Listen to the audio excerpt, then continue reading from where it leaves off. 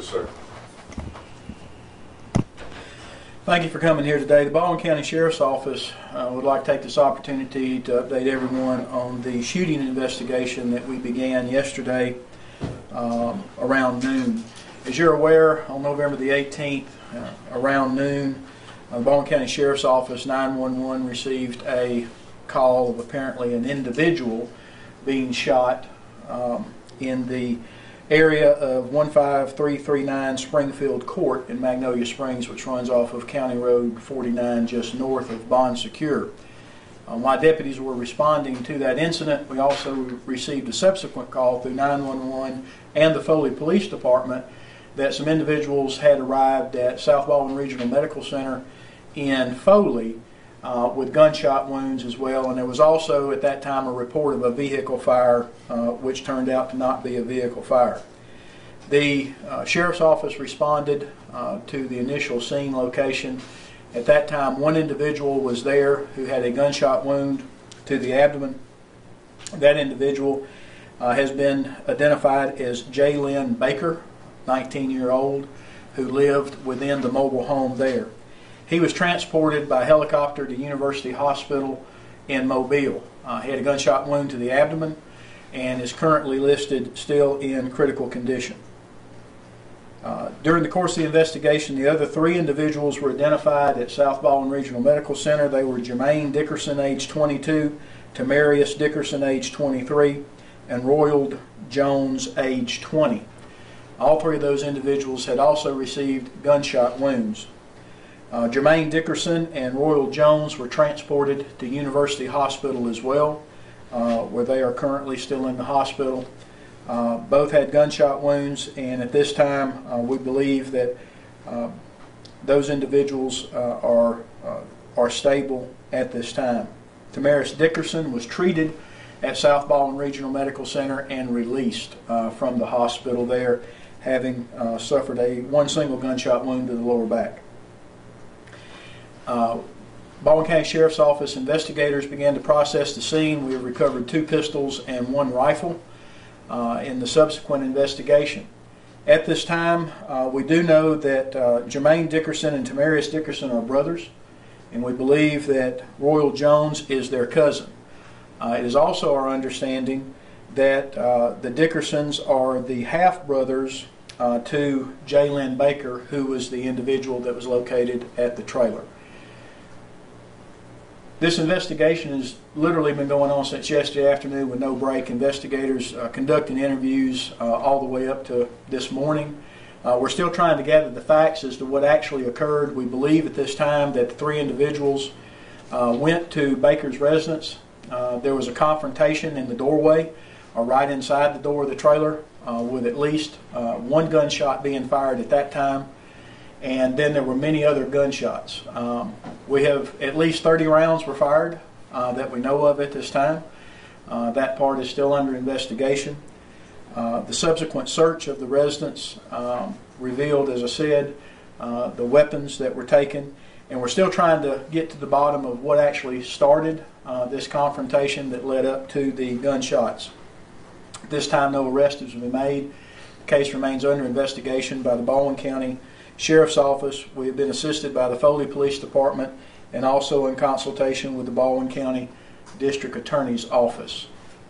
And at this time, I'll take any questions. Sheriff, you said yesterday there were 2 other people in the mobile home. Yes. What is their role, if any, or who are they? And that's still under investigation. Both of them were staying at the residence at that time, 1 female and 1 male. We're not identifying them at this time, but there were 2. They were not shot. But as to their level of participation in this, it still remains under investigation. Would you describe this as a gunfight? Well, obviously it ended that way in the sense of that we believe we had at least 3 weapons, maybe more. We don't know at this time, with multiple gunshots and at least 3 people having fired gunshots, once again, maybe more. And how fortunate do you feel that some of those bullets didn't hit some innocent bystanders? Or, I mean, it's a mobile home. I would think that the bullets didn't. Well, particularly if you've been to the scene, you know that there's a wood line behind the trailer, so that area was pretty nothing behind it. However, any of the gunshots from the trailer in the front yard, as you can imagine, these were all, the rifle was a high caliber rifle, a .223. The pistols, we believe, were 9mm. And so any of those rounds could have, caused fatal injury in that community very easily. Can you speak of how you believe the gunshots went? Was it inside, outside, all inside the trailer? The answer to that question would be all the above. We believe that it may have actually started inside the trailer, traveled out onto the porch of the trailer, and also may have ended in the yard. So we believe that why the initial incident and possibly the initial gunshot happened inside the doorway of the trailer, there was definitely some gunshots that were fired out in the yard as well. Sheriff, do you know of any relationship between these 4 people and Julio Jones? I understand that Mr. Jones is related to these individuals. In some way, I've heard uncle, cousin, that type, but it's my understanding that there is some relation to him just from various family members. How difficult is it for your investigators? You've got all these players, and they all probably have different stories, and on paper it looks confusing. Is it confusing to you and your investigators too, or how do you get through all this? Well, and that's why we do the investigation, why we do the interviews. I wouldn't say it's confusing, I would say it's challenging in the sense of that, keep in mind, we were not able to talk to 3 of the individuals until after they had already received medical attention. In fact, 1 has still not been interviewed at this time because of his medical condition. So that's why we have to wait until we get all of our interviews completed. There'll be some subsequent background investigation. Obviously, we're interested in if anything occurred with these individuals, since apparently at least 4 of the 5 people that were involved in this are related. So we'll be looking at to see if there is some way that we can determine if there had been a past issue, something that had occurred in the past few days, and that's where, once again, we would ask the public if they have any information regarding any of these individuals, if they would please share that with the Sheriff's Office. It just may help us to bring that to a conclusion quicker. Sheriff, you just said 4 of 5. Do we have 5 people or we have 4 people? You have the 4 individuals that were shot, and then we're still trying to determine the activity of the other person that was in the trailer. That would be the 5th, and then of course you actually had the 6th, which would be the female. So only 4 that were shot, but of the 4 that were shot, all of them are related. Are the weapons, are they legal, or are you still working on that? They were legal in the sense of in their manufacture, but as far as their possession by these individuals, that's still under investigation. Were there any drugs found at the scene, or can you even speak to that? Yes, we did find marijuana inside the trailer that was found, and I believe we also found a little bit of marijuana in the Ford Explorer, which was used by the 3 individuals. Are these people familiar to law enforcement that you're investigating at this point? I believe that the Tamaris Dickerson and Jermaine Dickerson had both been arrested before. Tamaris by the Baldwin County Sheriff's Office, Jermaine by the Foley Police Department, and as well as Mr. Baker has been arrested by the Foley Police Department. All 3 of those individuals were charged with drug crimes in their past arrest, and we're still working on the other individuals to see if they had been arrested at any time as well.